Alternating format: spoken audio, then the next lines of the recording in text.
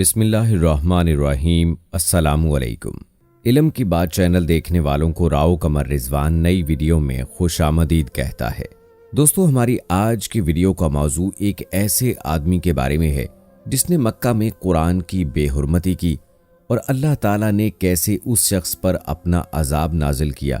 تو آئیے دوستو، وقت کو ضائع کیے بغیر آج کے موضوع کا آغاز کرتے ہیں، لیکن اس سے پہلے آپ سے گزارش ہے کہ اگر آپ نے ابھی تک ہمارا چینل علم کی بات سبسکرائب نہیں کیا ہے تو ابھی سبسکرائب کر لیں، ساتھ میں بیل نوٹیفیکیشن کو ضرور آن کر لیجئے گا تاکہ لیٹسٹ اپلوڈ ہونے والی ویڈیوز آپ تک بر وقت پہنچتی رہیں۔ ویڈیو کو لائک کریں، شیئر کریں اپنے دوستوں کے ساتھ اور کمنٹ باکس میں اپنی رائے کا اظہار لازمی کیجئے گا۔ دوستو، اللہ تعالیٰ پر یقین ایک ایسی طاقت ہے جو انسان کو کسی حال میں ڈگمگانے نہیں دیتی، اور اس کے برعکس انسان جب اللہ تعالیٰ کی ذات سے نا امید ہونے لگے تو وہ شیطان کی پہلی فتح ہوتی ہے، اور پھر اگر ہمارا ایمان کمزور ہونا شروع ہو جائے تو وہیں سے ہماری گمراہی شروع ہو جاتی ہے۔ اور یہ جو قصہ آپ کے سامنے ہم بیان کرنے والے ہیں، یہ بھی ایک ایسے ہی نوجوان کا ہے جس نے اپنے ایمان کی پرواہ کیے بغیر ایک ایسا گناہ کا ارتکاب کیا کہ اللہ کا عذاب اس پر آن پڑا۔ دوستو، اس شخص کا نام حامد تھا، اور حامد نامی یہ شخص مکہ مکرمہ میں رہا کرتا تھا۔ اس کا خاندان انتہائی مذہبی اور نیک سیرت تھا۔ بعض مرتبہ اللہ تعالیٰ کی طرف سے آنے والی آزمائشوں کا دور اتنا طویل ہو جاتا ہے کہ انسان خود کو کفر جیسی مایوسی میں مبتلا کر لیتا ہے۔ کچھ ایسا ہی حامد کے ساتھ بھی ہوا۔ وہ اپنی پڑھائی کرنے کے بعد اپنا کاروبار کرنا چاہتا تھا، اور وہ کوئی بھی کام کرتا اس میں ہمیشہ اسے نقصان ہی ہوتا۔ وہ ہر بار ایک نئی امید کے ساتھ اپنا کام شروع کرتا جو چند دن چلنے کے بعد گھاٹے کا باعث بنتا۔ دن بدن نقصان پہ نقصان نے اسے مایوس اور نا امید کر دیا تھا۔ اس کے گھر والے ہمیشہ اسے ہمت دیتے اور یہی کہتے کہ اسی میں ہماری بہتری ہے، ہمیں خدا کے حکم کا انتظار کرتے ہوئے صبر سے کام لینا چاہیے۔ دن بدن وہ ڈپریشن کا شکار ہوتا گیا اور یوں ہی کئی سال بیت گئے۔ وہ 5 وقت نمازیں پڑھنے والا شخص مسجدوں کے راستے بھولنے لگا اور ساری رات سگریٹیں پھونکتا رہتا۔ مایوسی نے اسے اس قدر جکڑ لیا تھا کہ جب کوئی اسے نیک راہ کی تلقین کرتا تو وہ کہتا، خدا تو صرف تم ہی لوگوں کے لیے ہے، میرے بلانے پر تو آج تک میری مدد کو نہیں آیا۔ حامد کے ان شکووں پر اس کی ماں اسے ڈانٹ دیا کرتی اور توبہ کرنے کو کہتی، مگر بے سود۔ وقت گزرنے کے ساتھ ساتھ حامد باغی ہوتا چلا گیا۔ اس نے ایک سٹور پر سیلز مین کی نوکری تو شروع کر دی تھی، مگر وہ اپنی ساری تنخواہ نشے پر اڑا دیتا۔ پہلے سگریٹ اور پھر نت نئی نشہ آور چیزوں کی لت لگ چکی تھی۔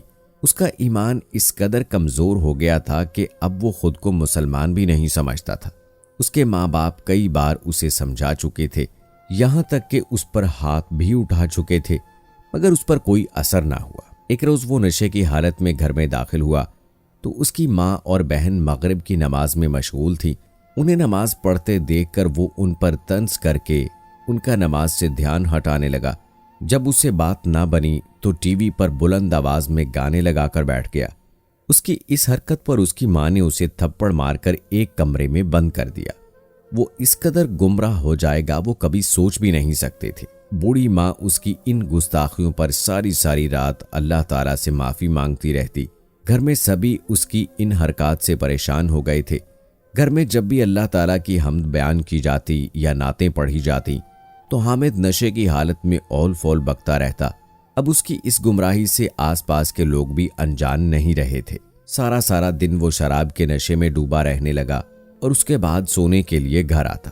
اس کی دن بدن بگڑتی حالت اور اسلام سے دوری دیکھ کر حامد کی ماں صدمے کی حالت میں اس دنیا سے چل بسی، مگر حامد پر کوئی اثر نہ ہوا۔ اس کے نزدیک اس کا کوئی خدا نہیں تھا۔ اب تو اس کی نفرت اس قدر بڑھ چکی تھی کہ وہ گھر میں رکھی جائے نماز اور تسبیحاں چھپانے لگا تھا تاکہ گھر میں موجود اس کی بہنیں نماز بھی نہ پڑھ سکیں۔ وہ اسے منع کرتی تو یہ انہیں نشے کی حالت میں مارتا پیٹتا۔ بوڑھا باپ آخر کس حد تک انہیں بچا سکتا تھا؟ وہ اسے کئی بار گھر سے نکال چکے تھے، مگر وہ پھر واپس آ جاتا۔ ایک روز اس نے وہ کام کیا جس سے زمین کانپ گئی۔ حامد کی بہن صبح قرآن پاک کی تلاوت اونچی آواز میں کر رہی تھی۔ سب کی سماعتوں میں اس کی بہن کی اترتی آواز سب کا ایمان مزید منور کر رہی تھی۔ حامد اپنے کمرے میں ساری رات نشے کی چاہ پوری کرنے کے بعد اب سو رہا تھا۔ جیسے ہی اسے قرآن پاک کی تلاوت کی آواز سنائی دی تو وہ جھنجھلا کر اپنے کانوں پر ہاتھ رکھنے لگا۔ یہ آواز اسے تکلیف دے رہی تھی۔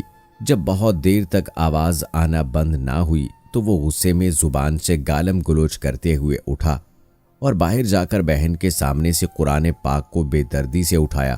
اس کی اس گستاخی پر بہن اس پر جھپٹی، مگر وہ نشے میں دھت شخص بہن کو دھکا دے کر فوراً چولہے کی جانب بڑھا۔ اس کی گمراہی اور سفاکی کی آج حد پار ہو چکی تھی اور وہ اتنی بڑی بے حرمتی کرنے کے بعد ہنس رہا تھا جبکہ اس کی بہن چیختی اور روتی ہوئی اپنے ہاتھوں سے مقدس اور آگ پر جلتے شعلے بجھا رہی تھی۔ اس شور کو سن کر اس کا باپ اور دوسری بہن بھی وہاں پر آ گئے تھے اور سامنے کا دردناک منظر دیکھ کر ان کا دل دہل گیا اور وہ کانوں کو ہاتھ لگا کر لرز گئے۔ حامد کا باپ اور بہنیں اس کو مارنے لگے۔ اس کے باپ نے غصے سے روتے ہوئے اس پر چاقو سے وار کر دیے اور پھر نشے میں دھت لہو لہان حامد کو گھر سے نکال دیا گیا۔ حامد کی اس گستاخی پر وہ سب رو رو کر دعا مانگنے لگے۔ حامد کو جب ہوش آیا تو وہ کچرے کے ایک ڈھیر کے پاس پڑا تھا۔ ہوش آنے پر اسے سب کچھ یاد آیا، مگر اسے اس بات کا کوئی پچھتاوا نہ تھا۔ اب حامد کے گھر جانے کا تو سوال ہی پیدا نہ ہوتا تھا۔ اس کے ہاتھوں پر چاقو کے وار تھے، اس کا جسم زخموں سے بھرا تھا۔ وہ یوں ہی سڑکوں پر بھٹکنے لگا۔ حامد کے زخم ٹھیک ہونے کی بجائے مزید بڑھنے لگے۔ کسی بھی دوا کا ان پر اثر ہی نہیں ہو رہا تھا۔ اور پھر حامد کی پریشانی اس وقت بڑھی جب اس کے زخموں سے گوشت نکل کر باہر آنے لگا۔ وہ گوشت اس قدر بدبودار ہو رہا تھا کہ ہر وقت اس کے ہاتھوں اور جسم پر مکھیاں بیٹھتی رہتی۔ درد کی شدت سے وہ چیختا چلاتا رہتا۔ اس کے ہاتھ اور پاؤں اپنے اصل نقش کھو چکے تھے۔ اب جو بھی اس کو دیکھتا کانوں کو ہاتھ لگاتا۔ اس کی بیماری دن بدن بڑھتی چلی گئی۔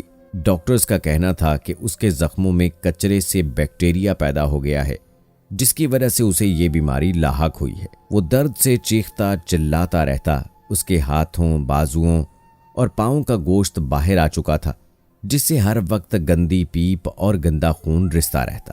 لوگ اس سے گن کھانے لگے اور اس سے اس عذاب کے بارے میں پوچھتے تو وہ خاموش ہو جاتا۔ ایک روز وہ سڑک کے کنارے مرا ہوا پایا۔ اس کے باپ نے جب اس کا وجود لاوارثوں کی طرح عبرت کا نشان بنے ہوئے دیکھا تو ایک ٹھوکر مار کر وہاں سے آگے بڑھ گئے۔ کچھ لوگ جو انہیں پہچانتے تھے وہ ان سے عذاب کی وجہ پوچھنے لگے تو حامد کے باپ نے جو سچ تھا وہ سب بتا دیا۔ چند لوگوں کے دل میں جو اس کے لیے ہمدردی تھی وہ بھی ختم ہو گئی، مگر اس کے باوجود انسانیت کے ناطے اسے دفنا دیا گیا۔ بے شک اللہ تعالیٰ کا بدلہ عظیم ہوتا ہے۔ حامد کا یقین کھوکھلا تھا۔ اگر وہ سچے دل سے یقین کے ساتھ آگے بڑھتا تو وہ کبھی مایوسی کا شکار نہ ہوتا۔ اس نے محنت کی بجائے برائی کا راستہ اختیار کر لیا۔ جد و جہد کرنے کی بجائے اس نے شراب اور نشے کو اپنا کر اپنی دنیا و آخرت دونوں کو ہی برباد کر لیا، اور گناہ کے سیاہ دھبے نے اس کے دل کو اتنا سیاہ کر دیا کہ اسے کوئی بھی گناہ بڑا لگتا ہی نہیں تھا۔ اس کے ایمان میں آنے والی ذرا سی لغزش گمراہی کی جانب اس کا پہلا قدم ثابت ہوئی تھی۔ اور جب تمہارا یقین ہی خدا پاک کی ذات پر کھوکھلا ہو تو کیا تم زندگی میں کبھی کامیاب ہو سکو گے؟ اللہ پاک ہم سب مسلمانوں کے ایمان کو ہمیشہ مضبوط رکھے اور اپنی رحمت کا سایہ ہمیشہ ہم پر بنائے رکھے۔ آمین یا رب العالمین۔